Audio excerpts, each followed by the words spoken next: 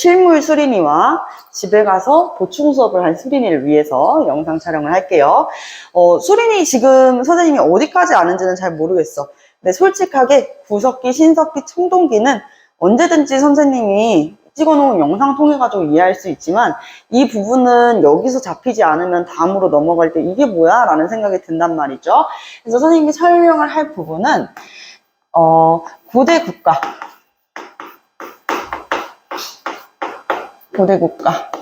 그리고 아까 구구려 했잖아요. 구구려 백제 신라의 전개, 그리고 이제 6세기 접어들면서, 아니죠, 7세기의 삼국시대, 삼국의 시대. 어떤 모습이었는지, 이때는 7세기 후반으로 넘어가게 되면 모든 나라들이 거의 다 멸망하게 되거든요. 이런 것들 이야기하고 삼국이 통합됐을 때의 남북국 시대까지 다뤄볼 거예요. 남북국 시대까지. 요게 이제 우리가 오늘 나갈 범위 내고요. 이 남북국 시대는 개인적으로 집에 가서 통일신라까지는 선생님이 쫙 나가줄 건데 발에는 영상을 한번 보는 걸 추천할게. 오늘 나갈 부분이고 고대 국가부터 한번 시작을 해보겠습니다.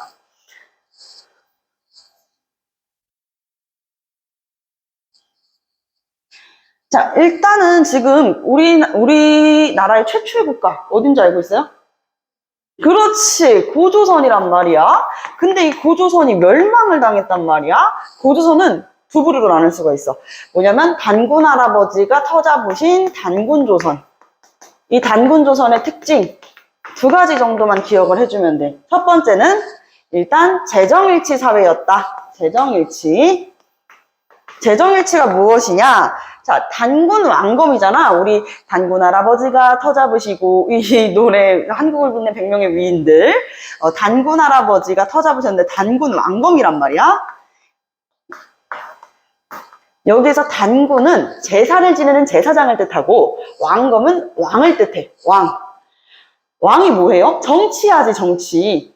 그러면 제사장은 하늘에 제사를 지내고, 왕검에서 이 정은 정치를 한다의 정자이기 때문에 제사를 지내고 정치를 하는 사람이 동일했다. 왕이 그 두 개 다 했다. 라는 이야기인 것이에요. 자, 요거까지는 오케이. 단군 왕검을 통해 가지고 이해를 했고, 그리고 두 번째 기억을 해줘야 되는 부분은 바로 팔족법이라는 거야. 고조선에는 팔족법이라는 게 있었는데 지금까지 이래 남아지는 것은 4가지 정도밖에 남아지지가 않아요. 첫 번째는 무엇이냐? 사람을 죽인 자, 죽인다. 어떻게 보면 되게 당연한 얘기지만 지금 우리나라에서 사람을 죽인 사람 죽이나요? 죽이지 않죠? 사람을 3명 죽이든 4명 죽이든 그 사람한테 형량이 내려지지 죽이진 않잖아요. 근데 다른 사람의 목숨을 앗아간 사람을 그대로 죽여서 목숨으로 갚아라 라는 것을 통해서 팔족법을 통해 생명을 중시했구나. 근데 여기에서 생명을 중시한다는 게 한 사람 한 사람 목숨은 너무나도 귀해 일 수도 있지만 한 사람 한 사람이 가지고 있는 무엇을 더 중요시하는 거냐? 노동력을 중요시한다는 거예요. 노동력. 이렇게 같이 이해해 볼 수 있고요. 2번으로 한번 넘어가 볼게요. 2번은 남에게 상해를 입힌 자는 50만 전을 낸다. 50전을 낸다. 이걸 통해서 뭐가 있는 거야? 화폐가 있는 거지. 그래서 화폐 경제라는 것도 알 수 있고, 화폐 경제뿐만 아니라 돈이 있다는 것은 즉슨 무슨 뜻이야? 이거 우리 돈을 저장하잖아, 그치? 그래서 사유재산이 있었다. 이렇게도 이해를 해볼 수가 있습니다. 사유재산이 있었구나. 자, 그리고 남의 물건을 도둑질한 자는 잡아다가 노비로 쓴대. 남의 집 도둑질하면 안 되겠지? 도둑질한 사람을 노비로 쓴대. 그래서 이걸 통해서 또 무엇을 알 수 있어? 신분제도가 있었다는 걸 알 수 있어. 이렇게. 탈조법에는 이런 것들이 있다. 이게 중요하구나. 고조선 사회의 모습을 대충 알 수가 있어요. 그리고 고조선을 두 가지로 나뉜다 그랬지? 단군조선과 위만조선으로 나눠요. 여기까지는 우리 초등학생 친구들도 다 아는 내용들이야. 근데 위만조선이 무엇이냐? 당시 고조선에 위만이라는 왕이 제위에 있을 시기에 이때 중국은 진나라, 춘추전국시대를 진나라가 통일했었거든? 춘추전국시대는 이름도 뭔가 길고 뭐 되게 좋았을 때는 아닌 것 같지? 춘추전국시대 맞아요. 전국시대, 전쟁을 하던 상황이었다는 거야. 나라 상태가 여러 나라로 쪼개져서 10개가 넘는 나라로 쪼개져가지고 중국에서는 막 연나라며 진나라며 막 여러 나라들이 있었단 말이야. 그때 그 여러 나라를 하나의 나라로 통일하는 사람이 이름부터가 장난 아니야. 진시황이야. 중국의 시황제가 되는 사람이거든요. 시황제. 황제가 처음인 거야. 시초인 거야. 이 사람이 강력한 법으로 사람들을 통치하고 다스리고, 그리고 진시황에 업적하면 우리가 딱 기억나는 게 바로 만리장성이거든? 바로 북쪽에다가 만리장성을 세워. 이유 없이 세우진 않았을 거 아니야. 나중에 한 4,000년 뒤에 여기를 관광지로 써야지 하면서 세운 건 아닐 거 아니야. 그치? 만리장성을 쌓았던 이유는 여기 북쪽에 흉노라고 하는 무서운 민족들이 살고 있었어. 우리가 한국사를 조금 이해하기 편하려면은 요 두 가지를 알아야 돼. 일단 구석기 시대 때 우리 대부분 뭐 했어? 사냥하면서 먹고 살았지. 탕 사냥하거나 여자들은 사냥 못하면 채집하고. 그치? 신석기 시대로 넘어가. 신석기 시대는 대부분의 사람들이 뭐 했을까? 농사 지었지. 농사. 왜냐면 구석기 때는 추웠어. 빙하기였고, 신석기 시대는 지금의 기후와 비슷한 간빙기였단 말이야. 그럼 신석기 때는 사람들이 농사를 지었겠다. 그렇다면 모든 사람들이 다 농사를 지었을까? 그건 아니야. 사냥이 조금 더 편한 사람들도 있었을 거고, 그치? 아유, 뭐 언제 물 뿌리고 그런 거 못 쳐. 그냥 바로 그냥 탁. 이게 손맛이지 하는 사람들도 분명히 있었을 거야. 말을 타고 다니면서 계속 이동 생활을 하고 사냥을 하던 사람들을 유목민족이라고 하고, 그리고 우리처럼 농사를 지어가지고 한 곳에 정착하는 걸 농경민족이라고 했어. 이 특징을 기억해주고, 이 흉노는 유목민족이야. 따그닥 말 타고 다니는 유목민족이었단 말이야. 이 흉노가 일단은 엄청나게 강했어. 근데 유목민족 왜냐면 우리 농경민족은 정착하잖아. 우리 수린이도 마찬가지로 수업이 끝났어. 수업이 끝나면 뭐 할까? 집에 가서 잘 생각이 엄청 기쁘겠지, 그치? 아싸, 잔다. 근데 우리는 돌아갈 수 있는 집이라는 곳이 있잖아. 유목민족들은 대체적으로 집이 없어. 그러니까 진짜 막 불황자 생활을 했다는 건 아니지만 여기로 갔다가 저기로 갔다가 하루 종일 이동을 하니까 우리야 한 곳에 정착을 하니 우리가 스스로 학문적으로 더 뛰어나지고자 공부를 하는 거잖아. 유목민족들은 뛰어나지려고 했을까? 공부를 하고 싶었을까? 아니지. 이 사람들은 가장 하고 싶은 건 뭐야? 사냥을 잘하고 싶다야. 그치? 사냥 잘하면은 막, 오빠 멋있어! 좋은 사람도 만나고. 우리는 공부 열심히 해가지고 좋은 대학교 가가지고 좋은 사람이랑 결혼해가지고. 근데 유목민족은 사냥을 잘하면, 우와, 멋있어! 이게 되니까. 유목민족들 입장에서는 힘을 키우는 게 중요해서 거기에 조금 더 중점을 두었었단 말이지. 우리는 더 많은 농사를 짓기 위해서 그쪽에 조금 더 집중을 했었던 거고, 그래서 잘 싸워, 무서워. 이 흉노가 계속 아래쪽으로, 남쪽으로 내려와가지고 중국 영토를 침범하게 되니까 이 진나라에서는 이거를 막고자 만리장성을 축조하기 시작했고, 만리장성은 아직까지도 중국 관광업 중에서 대부분의 매출을 차지하고 있어. 그 정도의 수익이 나오고 있단 말이야. 그러니 이 중국 입장에서는 이 만리장성 흉노를 막으려고 만들어 놓은 건데 완성될 때가 언제겠어? 만리인데 만리. 사실 만리보다 더 길어. 이거는 한나라 때, 진나라가 멸망하고 한나라가 되거든요. 한나라 때 완성이 돼. 근데 한나라를 처음 세운 사람은 초한지라고 들어봤어? 처음 들어봐? 삼국지는 들어봤지. 유비관우 장비. 그 전이야. 유비관우 장비 전이란 말이야. 초한지는 항우와 유방이라는 두 사람이 싸우는 거라고 생각하면 돼. 초나라의 항우, 한나라의 유방. 사람 이름이 어떻게 유방이냐고 생각했지, 지금? 이 두 사람이 싸우는 거야? 누가 이겼을 것 같아? 왠지 초나라가 더 셀 것 같아? 아니야. 한나라였어. 한나라의 유방의 한나라가 승리하게 되면서 그 유방이 한 고조라고 불려지게 된단 말이에요. 한나라를 세운 한 고조, 유방이 되었다. 근데 이 사람은 흉노족이랑 나름대로 흉노를 좀 견제하기 위해서 나름 자기 딸도 결혼시키고 좀 흉노를 막 진정하세요. 네. 진정. 채통을 지키시오. 약간 이런 느낌이었고. 7대 왕이었었던 한무제는 달랐어. 이 사람은 신분 자체가 조금 미천했었단 말이야. 아버지, 어머니도 그렇고. 그런 사람이 왕이 된 거라서 좀 되는 게 없었어. 이런 발언 위험한가? 아니, 근데 진짜로 어머니가 막 절로 비었고 막 그랬단 말이야. 근데 흉노들이 자꾸 만리장성이 완성됐는데도 넘나드는 거야, 만리장성을. 지어졌다고 해서, 여기 이제 못 가겠네? 아니라, 넘나드니까, 이것들 안 되겠네? 하면서 흉노랑 전투를 벌이기도 했어. 근데 이런 생각이 드는 거야. 흉노랑 여기 한반도는 고조선이잖아. 고조선이랑 사이가 나름 괜찮았거든, 우리랑 흉노랑은. 그래서 얘네들이 만약에 동맹을 맺고 우리를 치러오면 어떡하지? 답이 없는 거야. 왜? 동쪽으로는 고조선, 북쪽으로는 흉노. 이렇게 옆에서 이렇게 탁 쳐버리면은 중국 입장에서 영토를 엄청나게 손실을 볼 거잖아. 그래서 한무제가 그 전에 고조선을 멸망시키자 그래서 멸망을 시켜요. 네. 그게 고조선의 결말이야. 고조선은 그때 우거왕 때, 마지막 고조선의 왕 우거왕 때 왕검성이 함락되면서 결국 멸망하거든. 근데 그 전에 우리 진나라 하다 여기까지 왔어. 진나라 때 막 엄청 진시황이 강력하게 통치하고 막 이러니까 막 사람들이 막 다 만리장성 지키기 싫어가지고 도망치고 그랬단 말이야. 남자들은 무조건 다 잡혀갔어. 응? 사지가 멀쩡한 남자들 일부러 만리장성 짓기 싫어서 스스로 장애를 만드는 사람들도 있었어.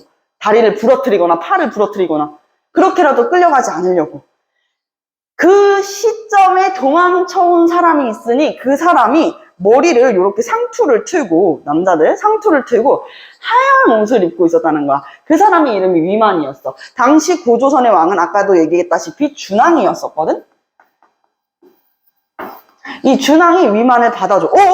어서 오고. 왜냐면 딱 모양새를 봤을 때만 해도 이 사람은 고조선에 우리 민족이 맞다, 한민족이 맞다라는 생각이 들었거든. 왜냐면 이 상투를 튼 것도 그러하고, 그리고 흰 옷을 입었다 그랬잖아. 고조선 사람들이 하얀 옷을 즐겨 입었어. 그래서 저자는 우리 한민족이 맞다라고 생각을 해가지고 이제 온 거야. 준왕 밑에서 세력을 키우던 이 위만은 준왕을 몰아내고 자기가 왕위에 오릅니다. 대응만덕하다고 생각했지. 자, 이제 위만이 중국에서 넘어왔잖아. 중국은 당시에 이미 철제 농기구와 철제 무기를 사용했단 말이야. 중국은 이미 철기 시대를 지내고 있었어. 그러니까 그때부터 철을 수용하는 거야. 철을 엄청나게 가지고 오게 되면서 이 철로 뭘 할 수가 있어. 우리도 농기구를 만들고 철제 농기구를 만들면 농업 생산량이 더 늘어나겠지. 농업 생산량이 늘어나고, 그리고 철제 무기를 만들면 농업 생산량이 늘어난다는 건 즉슨 인구수도 늘어난다는 거거든. 먹을 게 많아지면 사람들이 그 다음에 뭐 하겠어. 그 다음부터는 이제 아이도 낳고 그 인구수도 점점 더 늘어나고, 옛날에 고조선 때는 애를 한 명 낳아도 얘가 못 먹어가지고 애랑 엄마랑 같이 죽는 경우가 있었는데, 이때는 아이를 낳으면은 먹을 것도 많고 풍요로우니까 잘 살았던 거야. 이렇게 인구수가 많아졌으니 정복전쟁도 활발해졌던 거지.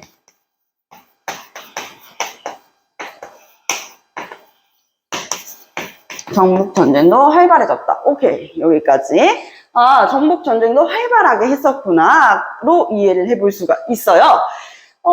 그리고 나서 우리가 여기 남쪽 지방은 철이 풍부했거든. 철이 풍부하고 우리 전라도를 뭐라 그래? 곡창지대라 그러잖아. 남쪽은 따뜻해. 벼농사를 하기에 용이하단 말이야. 그래서 여기랑 여기 중국, 한나라랑 교역을 할 거면 바다를 통해서 하는 게 거의 무리가 있으니 우리 고조선을 통해서 했었단 말이에요. 여기까지가 다 고조선 영토는 아니어서 이 남부까지. 그러니까 이쪽이랑 같이 교류를 할 수 있도록 우리가 가운데에서 중개무역을 했어.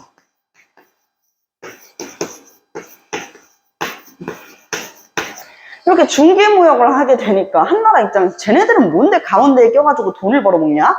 라고 생각을 했던 거야. 거기에 플러스 흉노들이랑 같이 힘을 합쳐가지고 우리나라 쳐들어오면 어떻게? 겁이 났던 거고. 그렇게 아까 얘기한 대로 우거왕 시기에 왕검성이 함락되면서 고조선은 멸망한다.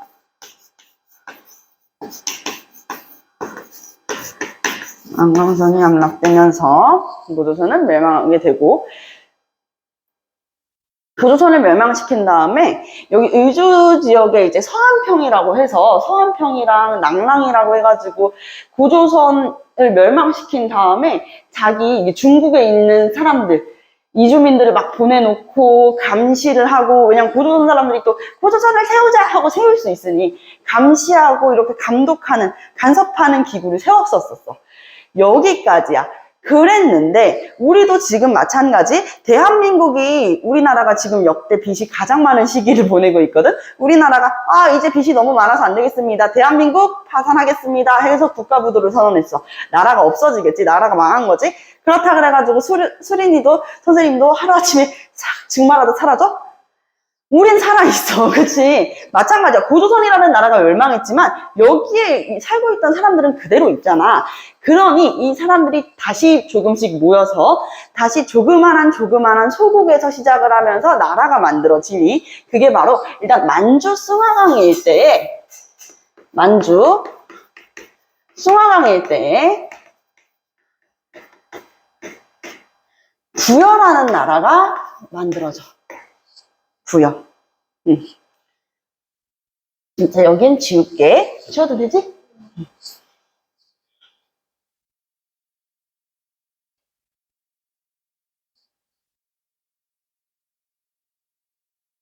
이 부여는 해모수 왕의 아들인 헤루부 왕이 세운 나라야.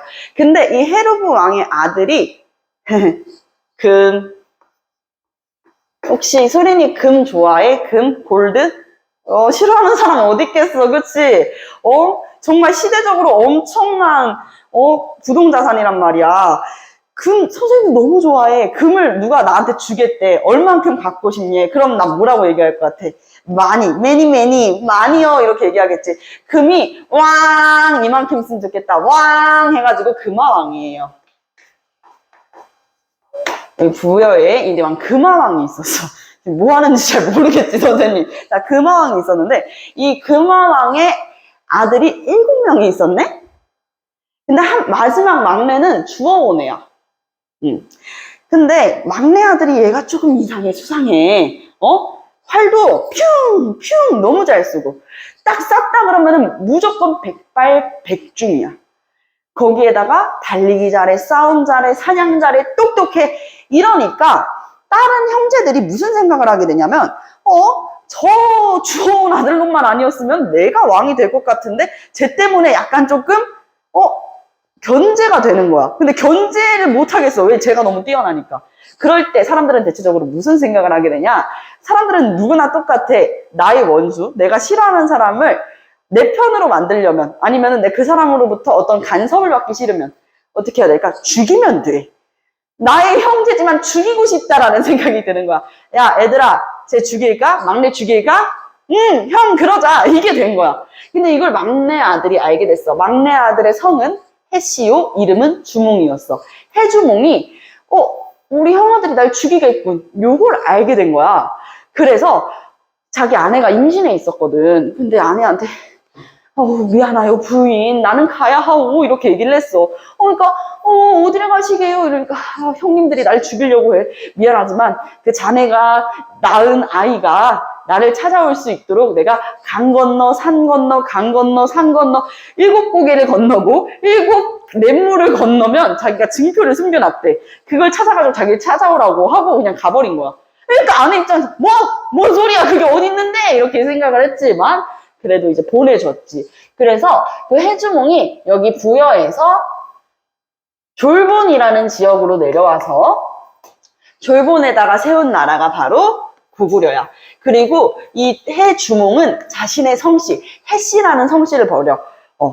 해모수왕, 해루부왕 이렇게 얘기했잖아요. 자기 해씨라는 성을 버리고 이제 자기는 고주몽이라는 이름으로 자신을 지칭하게 돼.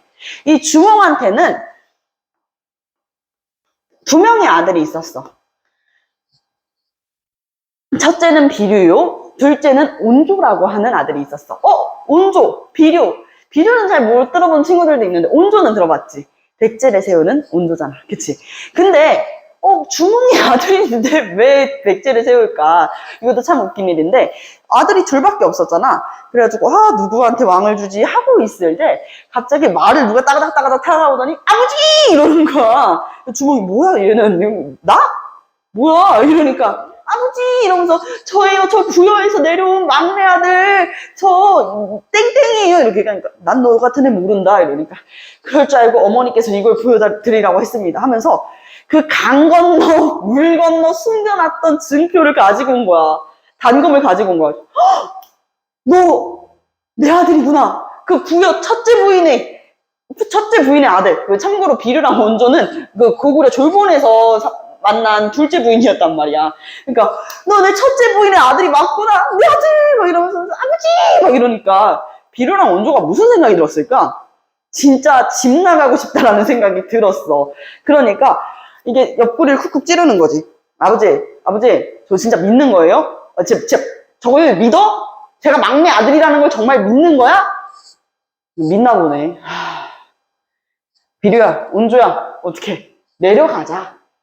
우리 아버지 제정신이 아니시다. 농왕이 났나 보다. 우리 내려가자. 해가지고 이 졸본에서 내려와서 한강유역에다가 한강유역에서 살고 있었던 토착민들과 함께 만든 나라가 바로 백제예요.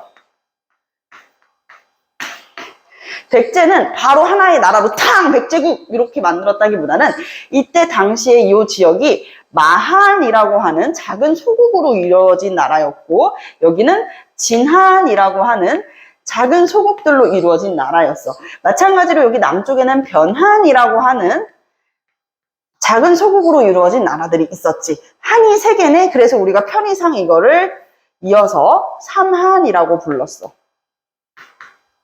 원래 백제는 이 마한의 소국으로 시작을 했구나 라는 것을 알 수 있었고, 이 삼한에서도 가장 강한 나라가 있었다면 바로 마한의 소국이었던 목지국이야.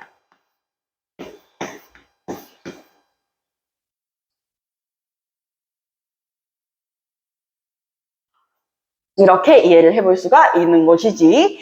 자, 그래서 아빠 이렇게 했던 막내 아들, 그 막내 아들이 이름이 무엇이냐? 그 막내 아들이 바로 이름이 유리였어, 유리. 그래서 유리는 여기로 수도를 천도해서 국내성이거든요, 이 위치가. 이 국내성으로 천도를 해가지고 고구려 2대 왕으로 있게 되는 것이죠. 그래서 유리왕의 시가 아마 배웠을걸? 암수 정다운 조개꼬리. 그래, 뭐 이런 게 있어요. 네. 국내성으로 수도를 천도한다. 유리왕이 2대 왕이었어요. 고구려 2대 왕. 진짜 왕위를 준 거예요? 그렇게 됐다.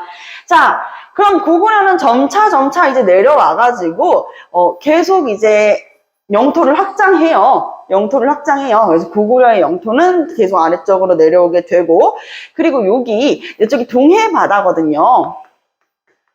동해 바다거든요. 이 동해 바다를 끼고 두 나라가 있었어. 바로 옥저라는 나라랑 동해라는 나라야. 여기까지. 이게 아까 선생님이 약속했었던 고대 국가야. 이제 어느 나라가 있었는지는 대충 이해는 됐지. 자, 근데 여기에서 중요한 거, 이 나라들이 가지고 있었던 특성이 시험 문제에 그렇게 잘 나오는 편이야. 그리고 요 부분은, 요 파트는 우리 그 수능 한국사에서도 한 문제는 꼭 나오니까 외워놓는 게 좋겠지. 자, 마한, 진한, 변한을 우리가 다 삼한이라고 부르고 있어. 그래서 이 시기의 나라 이름 부여, 옥저, 동해, 삼한, 아니면 부여, 옥저, 동해, 진한, 마한, 변한, 고구려 이렇게 외우고 있는 것이에요. 여기에서 우리가 익숙한 나라는 딱 하나밖에 없을걸? 고구려? 그치? 이 고구려를 제외한 다른 나라들의 특성들 같이 한번 알아보도록 할게. 일단은 부여야. 부여라는 나라는 어떤 특성이 있었냐면, 이 중국의 역사서는 아니고 중국의 이 위서, 동의전이라는 책을 보면 이런 내용이 나와 있어. 어떤 내용이 나와 있냐면, 동의전이라는 뜻 자체가 동쪽, 오랑캐 이자거든요. 동쪽의 오랑캐들에 대한 내용이래. 중국을 기점으로 동쪽 어디야? 우리나라지.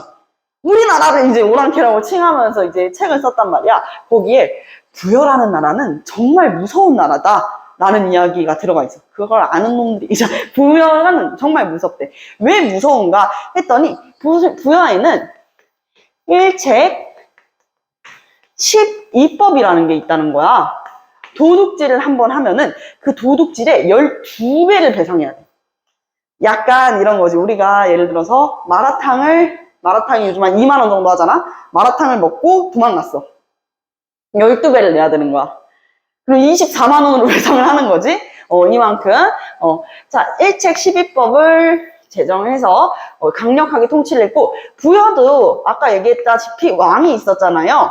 왕이 존재하는 국가였어. 근데 왕의 힘이 강하지가 않았어. 그게 부여는 참 특이한 게 연대 책임이라는 게 있거든? 그래서 예를 들어서 왕이 있는데도 불구하고 부여도 농경사회였고 목축을 했단 말이야. 만약에 풍년이 계속 들면 좋은 거지만 흉년은 좋은 게 아니잖아. 흉년이 계속 반복되면 이거 다 누구 책임? 왕 책임인 거야. 그래서 흉년이 길어지면 왕을 죽인다라는 이야기도 담겨 있었어.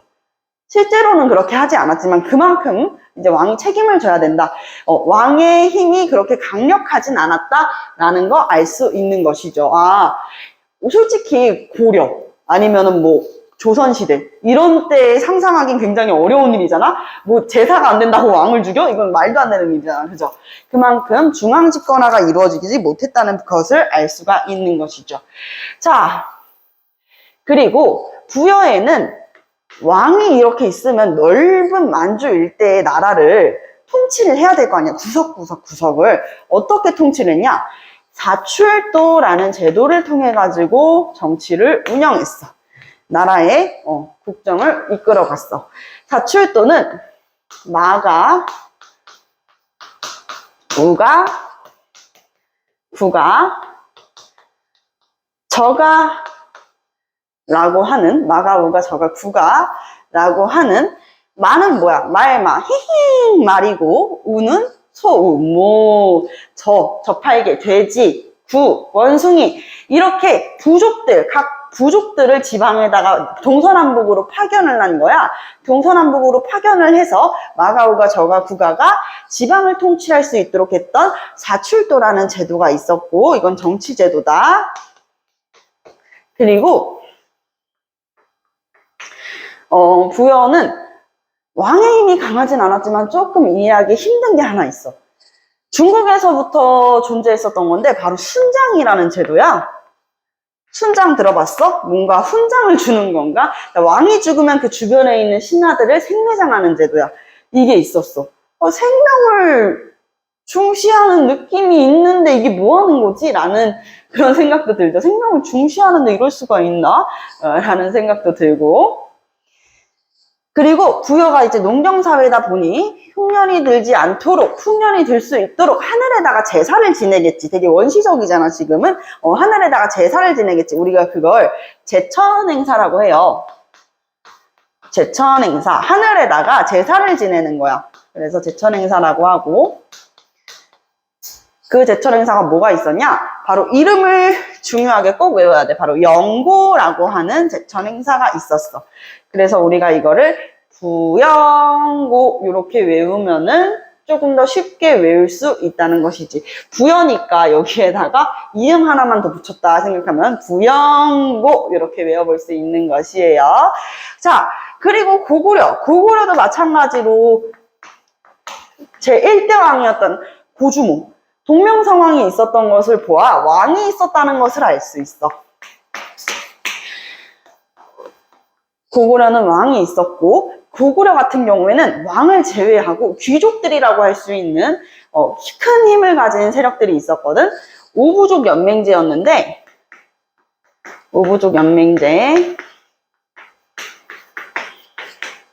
이 오부족이 자 게르부,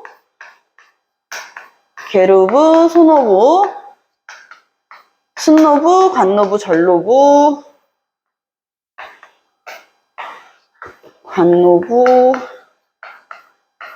전노부라고 하는 여러 부족들이 있었던 것이지.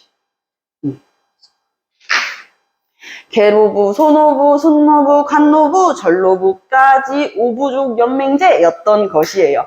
이 부족들이 돌아가면서 왕위에 오르기도 했었고, 이런 제도였기 때문에 마찬가지로 왕이 강하지가 않았어. 왕의 힘이 강하지가 않았어.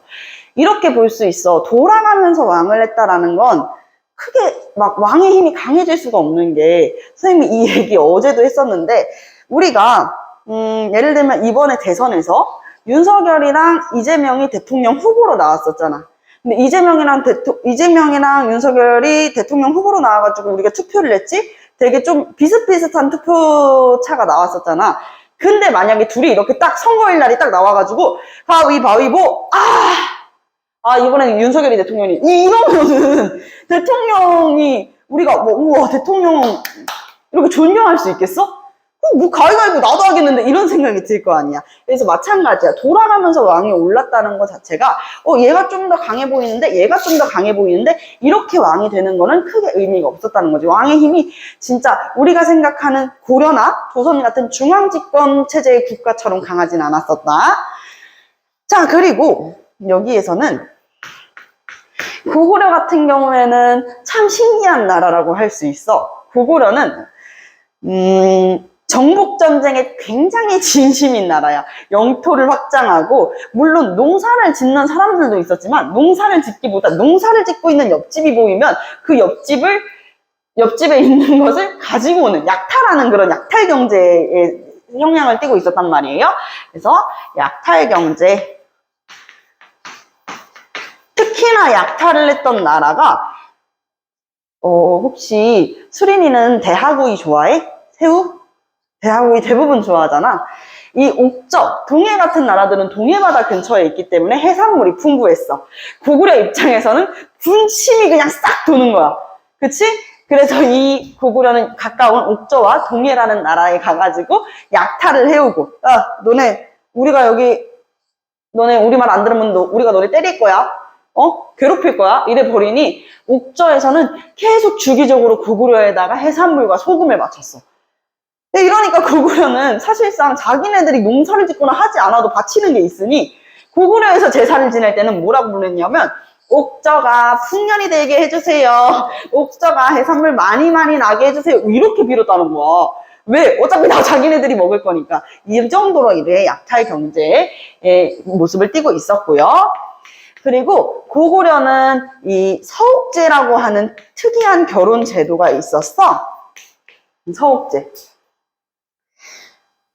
우리 조선시대, 그리고 옛날에는 지금이야 우리가 공동체가 분열되면서 핵가족화가 되었지만 지금은 그렇다고 쳐도 가까운 근현대만 해도 그렇잖아.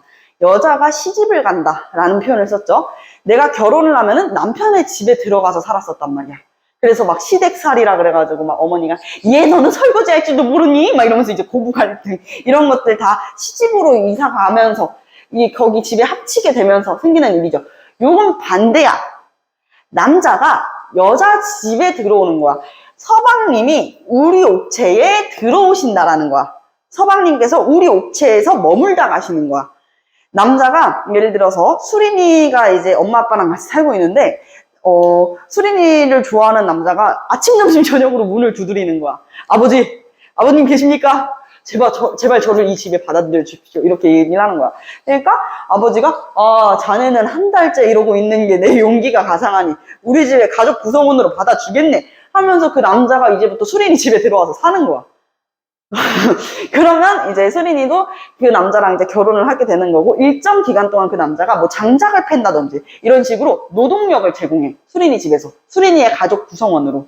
그리고 일정 시간이 지나면은 이제 그 집에서 나와가지고 아내랑 같이 남편의 집으로 가는 그런 제도였어. 그러니까 일정 기간 남편이 이때는 정말 노동력을 중시했었기 때문에 사실 시집 간다 그래가지고 여자가 결혼한다고 여자만 쏙 집으로 이렇게 남자 집으로 가버리면은 그 집에 있었던 노동력을 제공해야 되는 여자는 사라지는 거니까 얼마나 불편해. 그러니까 일정 기간 동안 그 남자의 노동력을 제공하게 하는 서옥제가 있었다. 서방님이 우리 옥체에 머무르신다. 서옥제가 있었다.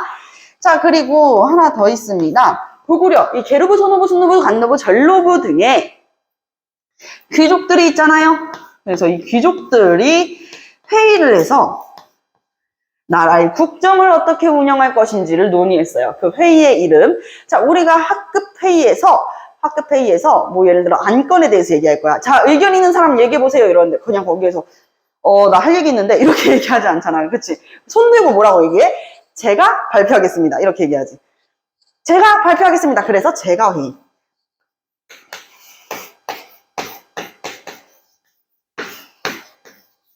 제가 회의가 있었다.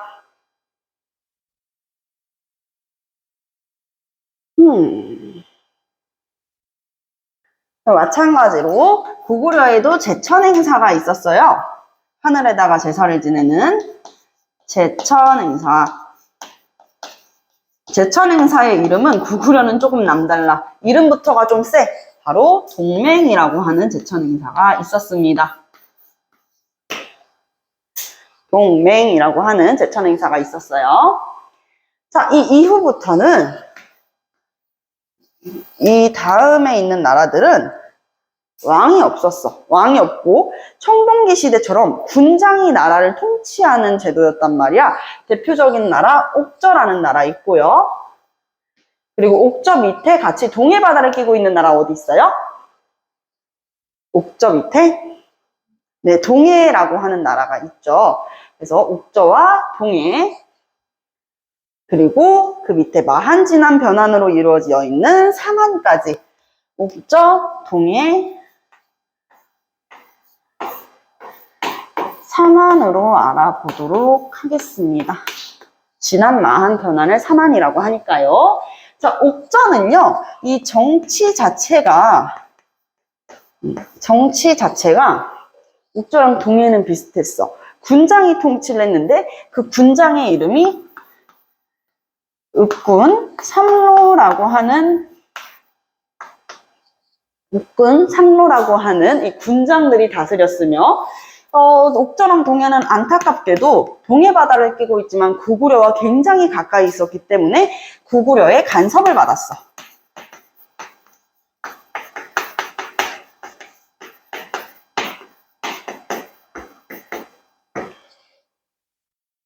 고구려의 간섭을 받았다.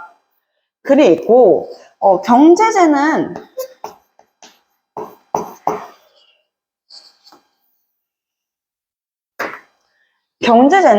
옥저 같은 경우에는 조금 더 소금이 풍부했었고 그리고 해산물이 많았는데 동해 같은 경우에는 딱 확고하게 동해 스타일의 경제제들, 특산물들이 있었어요. 이를테면 이런 게 있었어. 뭐냐면 정말 귀여워. 동해는 약간 예쁜 나라야. 선생님은 항상 좀 외우기 쉽게 하려면 이런 방법을 쓰거든요. 선생님 주황색을 좋아하거든. 그래서 자, 예쁜 나라고 옥저는 약간 미개한 그런 느낌으로 이렇게 가보자고. 여기는 소금과 해산물까지 오케이. 자, 동해는 정말 귀여운 거. 과일나무가 높아 아니면 낮아? 열대 과일 막 생각하지 말고 그냥 우리 사과나 이런 거. 과일나무 좀 그치, 낮지. 이 낮은 과일나무 아래를 지나가는 말이래. 그래서 과일나무 아래를 아래 하자를 써서 아래를 지나가는 말 맞자를 쓰는 거예요. 그래서 과하마라고 부릅니다. 과일나무 아래를 지나가는 말 과하마와 그리고 이 바다표범처럼 바다에 살고 있는 포유류들, 이런 바다물개 같은 아이들의 가죽을 벗겨가지고 판매하는 반어피가 있었고, 그리고 단궁이 있었어요. 단건 뭐야? 짧은 칼이지, 장검은 뭐야? 긴 칼이고. 이것도 마찬가지로 짧은 활이야. 근데 얼마나 귀여워. 머릿속에 지금 이미지를 딱 생각을 해야 돼. 이 긴 활을 생각해봐. 긴 활, 여기에다 막 붕대 이렇게 감겨있고 막 좀 무섭게 생겼잖아. 그치? 근데 단궁이라고 하니 약간 요렇게 조금 그림을 어떻게 그리시는 거야? 그림을 이렇게 너무 이쁘지 않니? 단궁 짧은 하늘. 그치? 요런 느낌으로 기억을 해주시면은 동해는 예쁜 나라니까 이렇게 생각을 해주면 조금 더 외우기 쉬울 것 같아. 이거는 우리가 내일도 테스트를 한번 볼 거라서 외워놓는 게 좋아요. 자, 그리고 또 경제제는 이렇게 있었고 결혼제도, 결혼이나 사회 풍습적인 제도가 좀 달랐어, 이 두 나라는. 일단 옥저에는 가족 공동묘라는 게 있었거든요. 근데 이게 선생님이 약간 목적 미개한 느낌으로 이해하면 쉽다 그랬잖아. 사실 그래. 이런 관이 있어. 사람이 죽으면 옛날에 관에다가 묻어가지고 이렇게 땅에다가 묻었잖아. 가족 공동묘야. 그 관 하나에 엄마, 아빠, 아이, 할아버지 할 거 없이 다 그 가족들은 묻는 거야. 이해할 수 있어? 여기에 이 두개골 엄마 건지 아빠 건지 일단 다 이렇게 같이 넣는 건데 쉽지가 않지. 그런 가족 공동묘가 이건 선생님이 정말 싫어하는 제도 중에 하나야. 민며느리제. 우리 공주 수린이 지금 나이가 17살이잖아요. 17살인데 이런 거야. 40살 아저씨한테 결혼 시집갈 수 있겠어? 미안해. 내 말해놓고도 미안하다 진짜. 나이가 막 8살, 9살, 10살 이렇게 됐는데 이런 나이부터 우리 집으로 데리고 와서 일정 결혼할 수 있는 나이까지 키운 다음에 결혼시키는 거야. 난 싫어. 난 정말 싫을 것 같아. 근데 이렇게 이른 나이 때부터 우리 집에서 막 밥 먹여가지고 키워가지고 그 집에 이제 일정 나이가 되면 그 집에 한 가족 구성원으로 받아들이는 그런 제도가 있었다는 거. 그리고 제천 행사는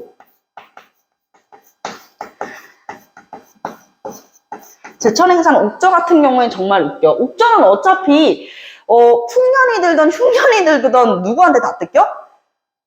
고구려한테 다 뜯겨버려. 그러니까 굳이 제천 행사를 지낼 필요가 없어요. 고구려가 어차피 다 뜯어가고 제천 행사라는 건 사실 하늘한테 감사하면서 드리는 행사의 경우가 크거든. 그러니까 한마디로 그 해 풍년이 들어가지고 먹을 게 차고 넘치는 거야. 그래서 하늘에다 감사합니다. 이만큼 차고 넘칩니다. 같이 드십시오. 이렇게 진짜 제사, 행사, 완전 잔치 분위기인 거거든요. 근데 여기에서 맨날 고구려한테 다 뜯기는데 굳이 제천 행사 지냈을까? 그러지 않았다. 그래서 요거는 X, 제천 행사가 없었다라는 거. 이 부여, 고구려, 옥저, 동해, 삼안 중에서 유일하게 제천 행사가 없던 게 바로 옥저였습니다. 자, 그리고요, 이 동해의 결혼과 사회제도는 이래요. 일단 사회제도를 먼저 썼으니까 동해도 사회제도 먼저 쓸게. 책화라고 하는 사회제도가 있었어. 책화.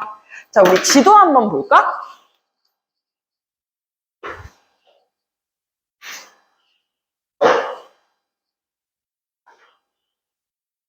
자, 우리 지도 봐봐. 동해라는 나라 밑에는 바로 진한이 있고, 그리고 마한이 있고, 옥저 있고, 고구려까지 있으니까 국경이 사면으로 다 맞닿아져 있죠. 그러다 보니 동해 지역을 침범하는 사람들도 너무 많았어. 타 부족이 여기 지역을, 여긴 다른 부족의 지역인데 하는데 침범하는 경우가 있었단 말이야. 타 부족이 지역을 침범할 경우 책임을 물어서 화를 입힌다라고 해서 책화라는 제도가 있었던 것이에요. 아시겠죠? 나중에 언젠가 1타 강사가 된다면 내가 이렇게 옮기지 않고 누군가 대신 옮겨주겠지? 좋아요. 자, 그래서 책임을 물어서 화를 입힌다. 지역을 침범했을 경우.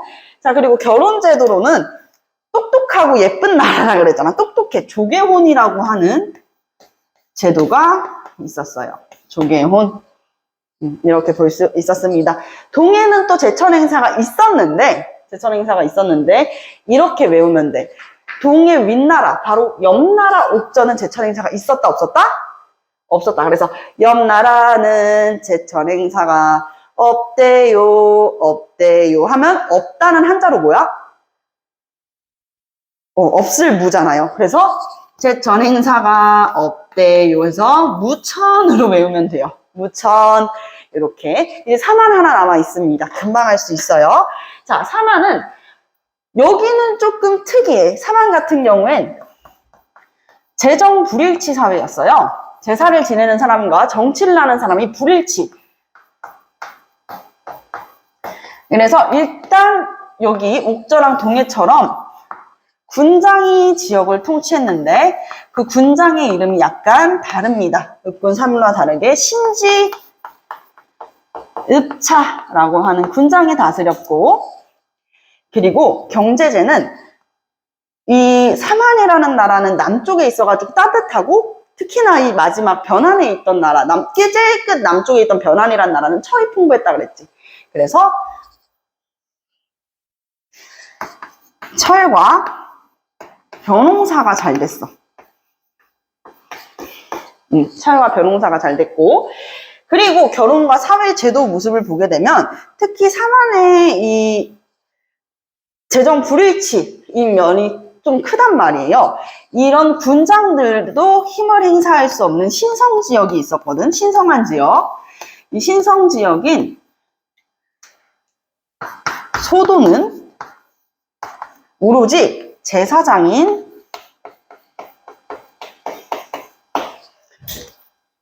제사장 천군만 이곳을 다스릴 수 있었어. 천군이 이 소도를 관할하는 거야. 군장들도 함부로 들어갈 수가 없어. 그렇다 보니까 무슨 일이 생기냐? 나라 안에서 예를 들어서 선생님이 도둑질을 했어. 나 이제 걸리면 죽어. 죽는다? 걸리면은 막 노예가 되겠지. 근데 이 범법행위를 저지르고 소도로 쑥 숨어버리잖아. 그럼 날 못 찾아. 이 천군의 허락이 있어야 되고, 천군이 관리하는 곳이기 때문에 천군의 허락이 있어야 됐어. 이런 거, 소도, 제사장, 제사장은 천군이었고, 신성지역은 소도였다는 거. 자, 그리고, 제천행사. 여기도 제천행사가 있었어. 근데 딱 봐도 철이랑 벼농사 그러면 지금까지 있었던 경제제들 중에서 제일 비싸 보이지 않아? 그치? 그래서 그런지, 계절마다 총 1년에 2번 지냈어. 계절제라고 해서 제천 행사를 2번 지냈다. 그게 5월에 한 번, 10월에 한 번, 총 2번 지냈던 것이죠. 이렇게 볼 수 있습니다.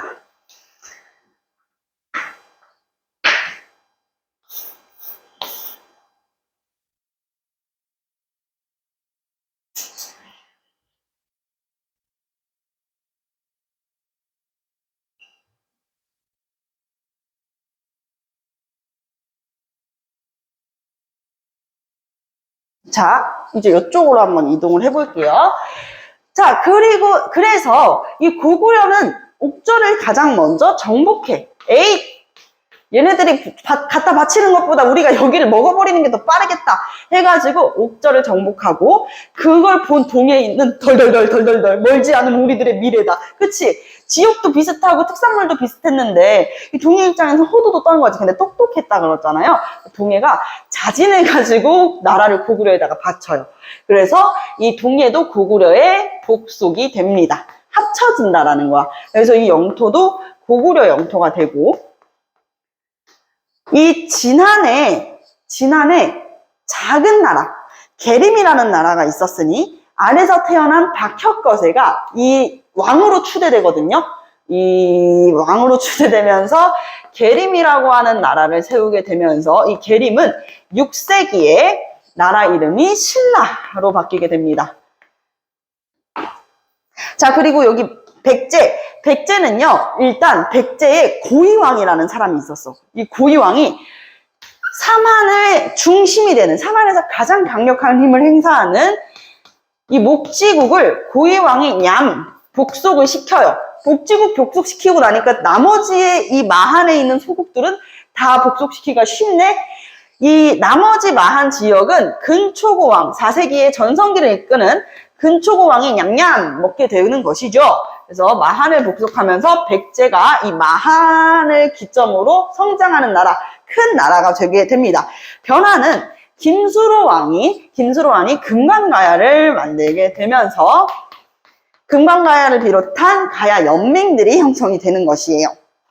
금관가야는 김수로왕이 세웠고, 김수로왕의 형이 이진아시였는데, 이 이진아시는 대가야를 만들게 되면서 전기의 가야연맹은 금강가야가 나중에 고구려에 공격을 당하거든. 고구려한테 맞고 나니까 힘이 쭉 빠지는 거야. 힘이 쭉 빠지고 나니 더 이상 가야연맹을 주도할 수가 없겠지. 그래서 이후에 후기의 가야연맹은 이진아시의 대가야가 이끌어가게 되는 것이죠. 여기까지입니다. 이제부터 고구려 백제 신라로 한번 나가볼게요.